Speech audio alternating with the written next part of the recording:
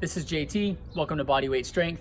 In this video, we're going to be continuing our march toward performing a full back lever.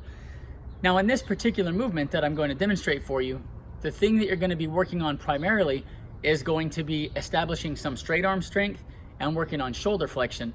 And that's going to give you the mobility and the strength to basically hang from your rings or your bar and begin in a tuck position the process of slowly opening the tuck and building into a full back lever.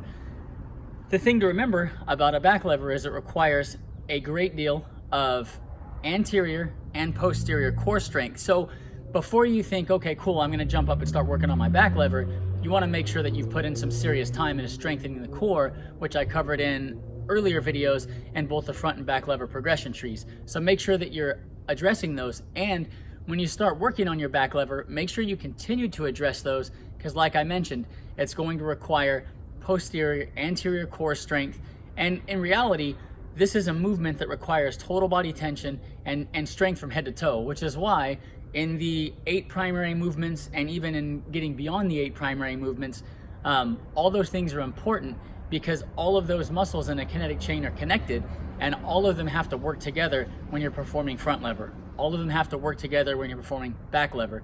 And it's why you want to have no weak links in your musculature, because when you get into doing these advanced movements, they're all going to be a lot easier if you've not been neglecting anything. And if you have been neglecting anything, then the advanced movements are going to be infinitely harder to try to perform. So what I'm going to do is I'm going to show you how to perform this with the easiest grip possible, which is going to be internal rotation of the thumbs all the way through the movement.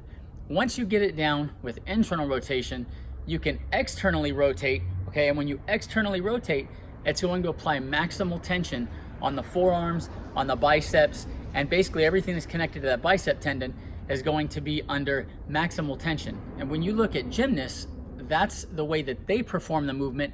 Not so much street calisthenics guys. I see a lot of people on YouTube and stuff, and they'll keep an internal rotation, which is fine. You're still doing a back lever. But when you want to think in terms of stimulating hypertrophy or stimulating strength gains, and you look at gymnasts when they're hanging from rings, it's external rotation, and that's really going to place a lot of tension on the biceps. The downside to that is if you get too aggressive and you're training that too frequently, tendonitis and problems like that could pop up. So I would suggest learning it first with internal rotation, and then later practicing either try neutral grip or external rotation, and then slowly build into that. It's going to be much harder with external rotation, so that's just something to keep in mind. And without further ado, let's get to the demonstration.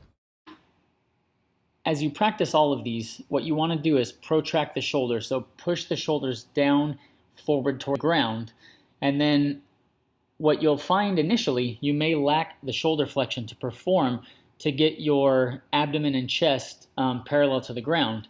So what you'll need to do is slowly increase, once your feet come under the bar, only go as far as you can, and slowly increase that 1 or 2 inches at a time until you can get parallel to the ground.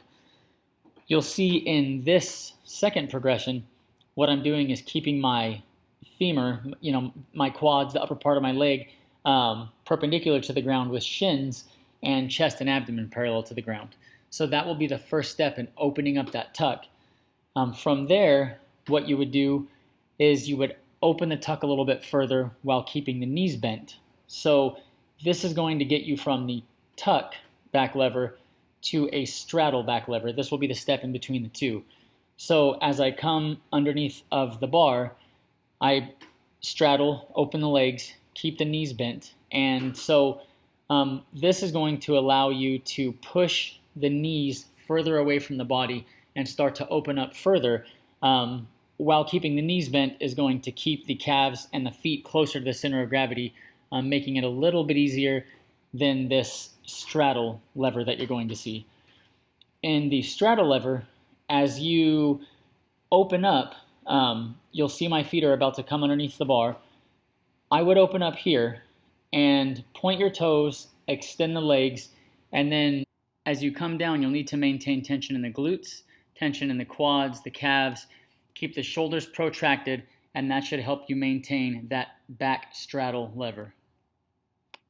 a quick note on lever training. You're gonna start in that tightly tucked position, and it's gonna be low intensity. That's going to allow you to work on increasing shoulder flexion and base straight arm strength.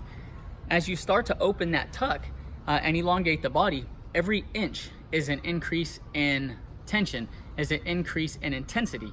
So as the intensity goes up, that's the same thing as adding additional weight to a bar in a traditional lift. So keep in mind that just like going to the gym and bench pressing or whatever, you're not slapping weight on the bar every single week. It's just not realistic. And in your lever training, you're not going to be extending and opening the position every single week. So just remember, it's a long game. You're going to have to work at it slowly over time, and that's completely normal.